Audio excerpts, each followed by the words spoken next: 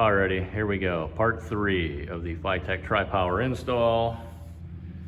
If you didn't see part 1 and 2, you can go check them out, or I'll try to put a link in the video if I can figure out how. Ream it! Ream it, baby! Yeah, ream it! Well, it occurred to me I forgot to get some sort of a mount for the fuel filter. So I'm gonna have to get creative with it. So what I've decided to do is, I got these 2 bearing shells here, probably from a small block Chevy. Looks like an old rod bearing. And they just happen to fit this thing perfectly. And so I think that'll work good for a little mount. So what I'm gonna do is just put 2 of these guys on there like that. And then I found these little brackets here. And I'll just weld those on there like that. And then I can take a hose clamp, wherever they went. Oh, here's one. And then I'll just run a hose clamp around there to hold that thing on that bracket. And then I can even put something like that on there to hang it off the frame rail or something. But yeah, that'll be cool. So while I'm standing here talking about this fuel filter, I may as well mention, if you're looking for a filter for your project like this, and you want one kind of like I do, where it has the NPT fittings here on the end, you know, maybe you're doing something like I'm doing where you want the hose barbs. These filters are actually hard to find for fuel injection. I mean, I'm sure there's a million of them out there, but unless you actually know the part number, it's hard to just find it online. And so the one that I'm using is this here. Professional Products 7160. It was probably about a $20 fuel filter, and I think I got this one off of eBay. But it actually says it's for EFI, and it's, you know, one of the few that I was able to find that actually had, you know, these nuts on the end here. Just mount that up like that. Perfect.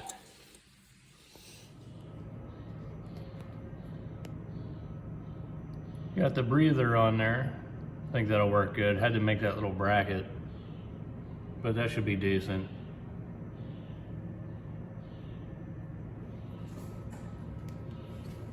And it sits just a little taller than the tank, not by a lot, because there's very little room back here. And then you got the deck of the vet sits really low. So that's about the best I could do for the breather. And I got the filter in there, so it's hanging pretty good. That'll be a good little setup. And then I got the fuel lines on.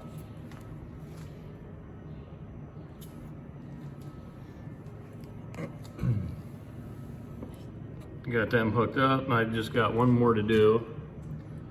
That one right there, to run it up to the throttle bodies. And then plug the wires in, fire this thing up. Okay, so here comes the fun part. We get to start working on the wiring harness. I got a lot to do with this.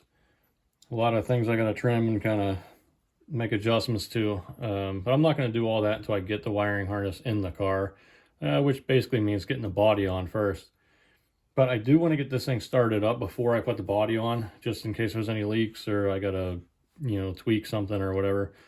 Be easier to do it now. So I'm just going to make a few changes and add a few extra feet of length to a few things. So to start off with, I need to lengthen the fuel pump positive wire, which is what I'm going to do now. And if you've been following along, I also have to modify the map sensor plug. So those are the 2 things I'm going to do right now. And what I'm going to end up doing, I'm just going to solder this, and I'll show you how I do that. I know a lot of people get nervous when they start to solder because it doesn't go well for a lot of people. I've been doing it for a long time, and I've probably built 50 or 60 guitar amps over the years. So soldering is really simple once you kind of learn how it all works. So I'll kind of show you just what I use here. So as far as a soldering iron goes, this is the one that I use. It's a Vellerman VT-SS5. It's only, I mean, it's a cheap soldering iron. You can get them on eBay for like 20-30 bucks. I've been using this one for probably 8 years or so. And again, I've probably built 50 or 60 guitar amps with it, actually. There's one there. So just, you know, little hand-wired guitar amps. This thing works great. It's about 50 watts.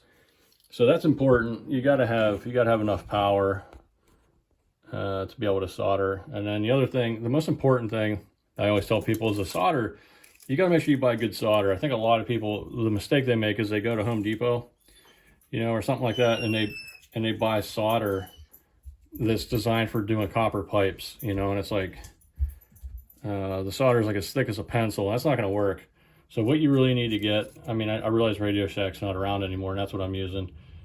But you can buy this stuff online, you know. So if you take the numbers off there, so like this is 6040 rosin core, and it's a very thin kind of like angel hair wire. And then some other ones. This one's even better. This one's even thinner yet. This is 6236-2. So this has silver in it. This is really good for electronics and stuff like that. But I don't need to use this for the wire that I'm doing now. This would be more for like semiconductors and stuff. But yeah, if you use this kind of stuff, you don't need to use flux and all that other crap and be trying to slap paste on here. Don't even mess around with all that crap. Just buy good solder and have a soldering iron that actually works. Don't try to use a soldering gun. Like my grandfather used to have a bunch of those back in the day, and I've tried using them way back, and those things are terrible. So one of the things you got to do is make sure you heat the wire up and then feed the solder into it. So heat this guy up here. You want to get the wire good and hot so that the solder will melt off of the wire, not off of the soldering gun. So once your wire gets good and hot, and if you can see that up close, I actually have a wire wrapped around these two wires. That's keeping them nice and tight so that they don't come apart while I'm trying to solder them.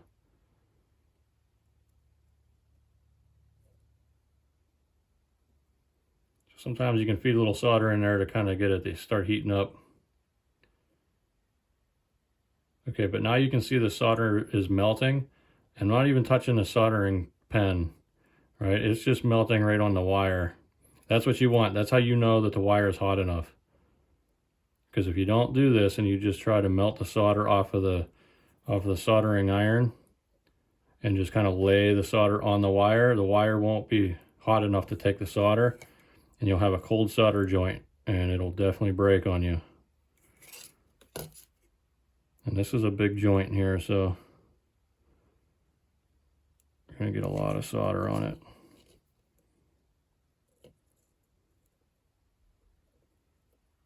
And there we go. And you can see it's flowing very nicely. And that's pretty much it. All right, so next I'm going to work on the plug for the map sensor. Here's the part where I gotta pull out the old Dremel and start cutting. What I'm gonna do, and if you didn't see this earlier part of the video, the map sensor on the front throttle body doesn't have enough room for the plug to go in. So what I'm gonna have to do is cut the plug off of here and then take these wires and solder them to the little pins inside there.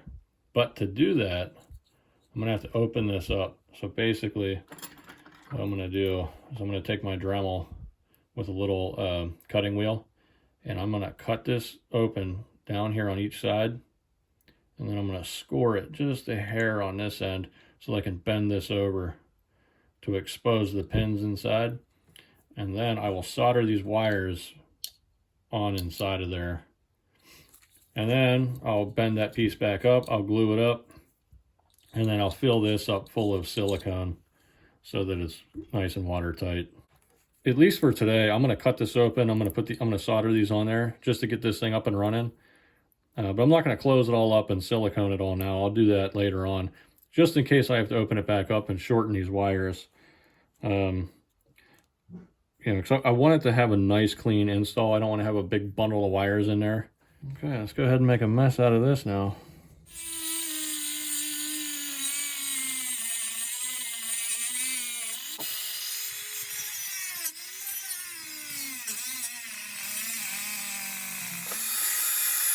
Well, probably should have put some tape over that to protect the end of that thing so it didn't go full of shit. That was real smart, wasn't it? Get all that debris and everything all over the sensor. Way to go.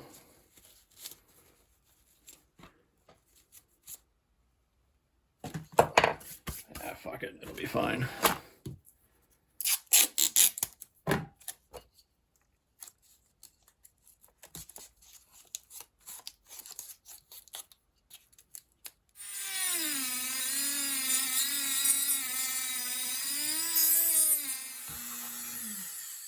Let's see where we are now. There we are. Okay. So here's the orientation of the plug. So you got blue on this side. So I'm going to just draw this out.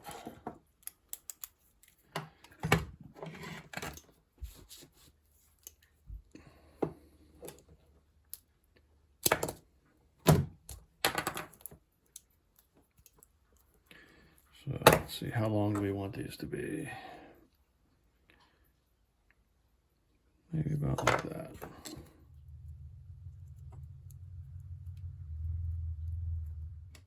Okay. Okay, let's heat this sucker up.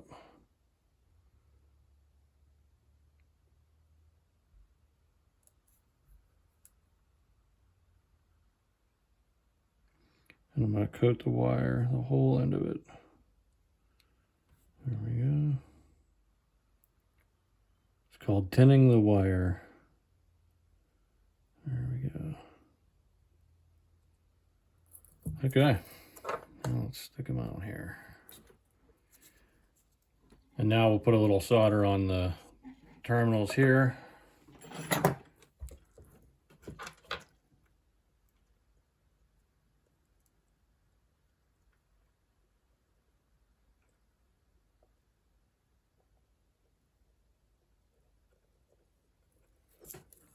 Okay, you can see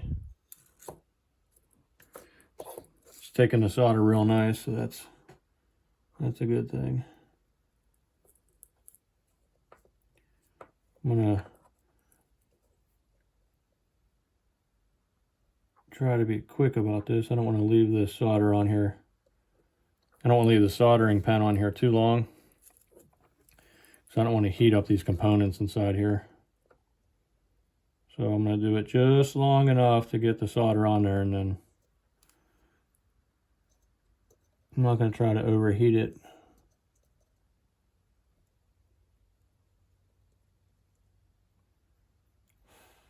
There you go. So it helps to have solder on both parts that you're soldering together, especially in this case. You know, we can't really clamp the two together, so it's hard to hold them there and then feed the solder in. Now, like I did this wire earlier with this wire for the fuel pump. Now, I could have pre-tinned each wire and then stuck them together, but being that I was able to wrap them together with another piece of wire, it really didn't matter, because that solder is going to flow in there anyway. But it is easier. So if you're doing something like this for the first time, it's easier to tin or to solder both sides and then put them together. So that's just a little heads up for you. Let's see. All right, so blue is on the end.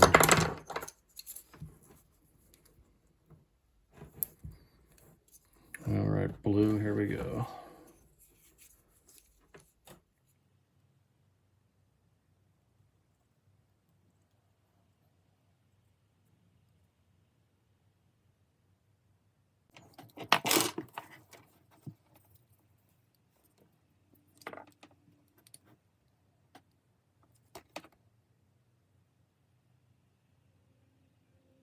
Okay,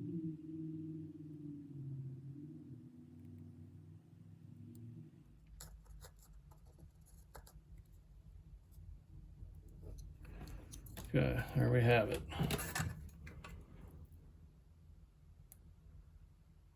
All soldered on there. Those are good too. I mean, those will never come off. But may as well check them just to be sure. Okay. Now later on I'll glue this piece back in, but for now I'm gonna tape it on there. I'm just gonna use tape, that way I don't lose the piece.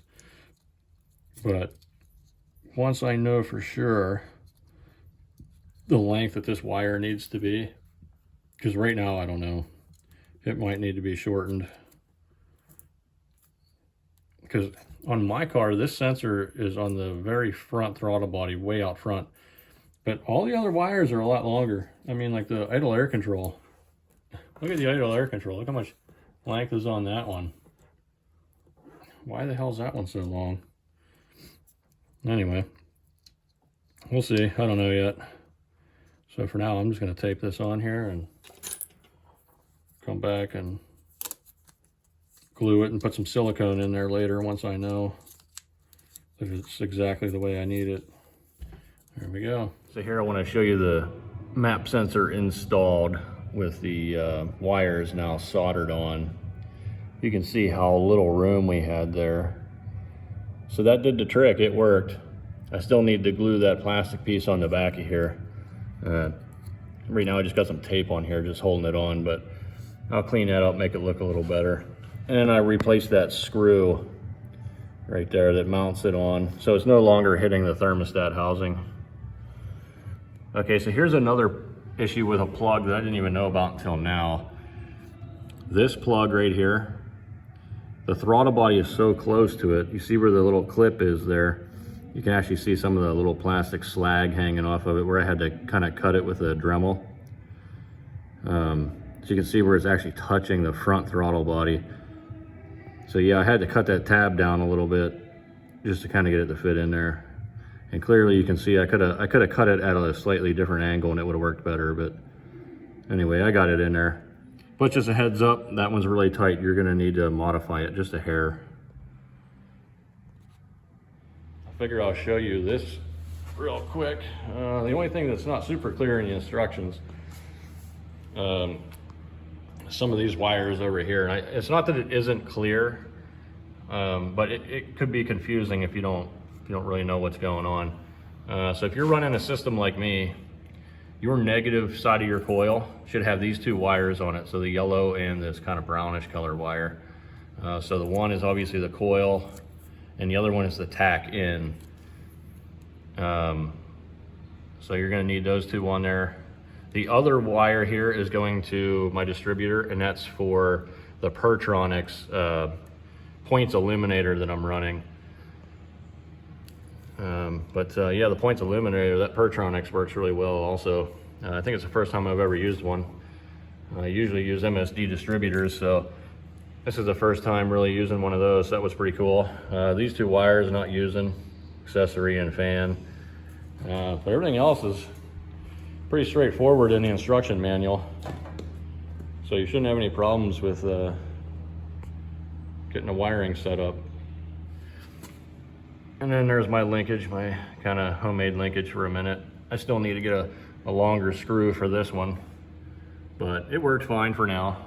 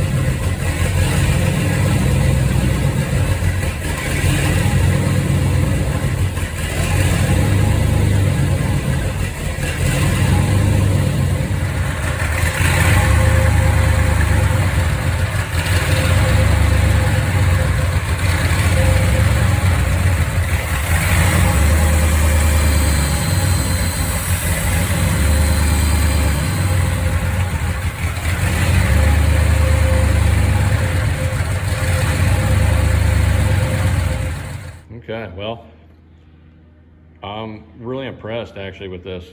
It fired right up. We didn't really have too many problems or issues. And I didn't show hooking the wires up because they only go together one way. You just plug it in and follow the instructions for the tuner. You know, it took me, I don't know, maybe 20 minutes to plug everything in and go through the handheld tuner. So I didn't really show that in the video, but it's super easy. But it started right up, as you saw. You know, again, I don't have a radiator or anything on here. I just have the motor full of water. So I couldn't run it very long. You know, so the computer probably still has a lot of learning to do, but even still, just for the 20 or 30 seconds that it was running, it ran great. You know, it even idled pretty well. And as it warmed up, you could tell it was idling a lot better. And it wasn't surging quite so much. Well, that's pretty much about it for this. It turned out pretty awesome. Over the next few weeks, I'm gonna try and get the body here on the frame, get it painted, get her all done, fired up and running. I'll do a video on that too. I'm gonna paint this car. It's gonna be the original Daytona yellow, but I'm thinking of doing the ZL1 stripe, the black stripe that goes along the fender here and down around the front. So I'm gonna do a video on that whole thing. So if you're interested, like, subscribe, do all that fun stuff. And of course, once I get it running, I'm going to do another video just showing how well it runs, assuming it's gonna run well. It's already running well, so I imagine it's only gonna get better as the computer learns what's going on. So thanks for watching, and hope this helps you out. If it does, you know, leave me a comment. If you're interested in seeing any more of this beautiful car here, I'll try and get some more videos of it on here. Alrighty, well, thanks.